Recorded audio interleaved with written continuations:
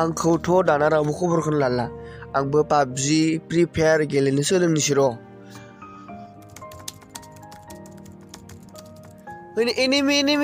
एनिमिलै खारबु मोसौ साला आंखौ गावथारसिगोन दिनै खारबु साला से ओइथिं थां गारियालायबो गोख्रै दे फुथारबायसो आंखौ साला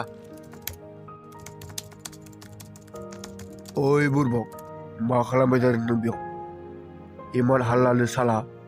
मा सिख्राबाय थादों सैमाफोरबायदि बाहेरायाव इमान हाल्ला जाहैदों मा खालामनांगौ आंलाय हारसिंलाय बेयाव मा खालामबाय थानांगौ साला बाइक गंसे बेबो होआ बाइक थानायबा आं दा कलेज थांनो हासिगौमोन नङाना बाइक नांगौना नोंनो साला र' आइनो खोन्थानानै नों होमबासो मिथिगोन साला ओइ बाबा मानो आइ खालामबाय थायोना नाङा दे आं ओरैनोसो बुंदों दे आं गेम गेलेला दे आं दलद जना थासिगोन दे नाङा बाबा नाङा आइनो खिथाना दे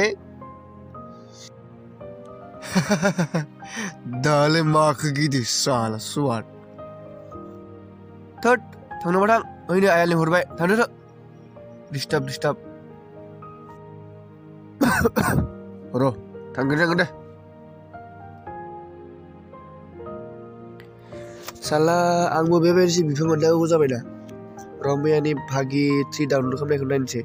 बरिया बिन्दास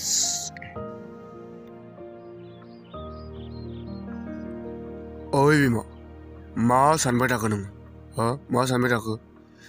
इमाननो मा जादों नोंहा दिनै दा लोमजाबाय नामा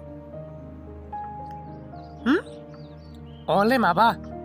आं बे कर'ना भाइरासखौ सानबाय थादों माबा इन्डियायाव हाबबायनो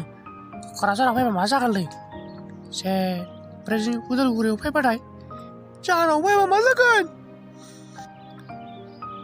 थोद साला बोरमा बेफोर बाथ्राखौ सानो नामा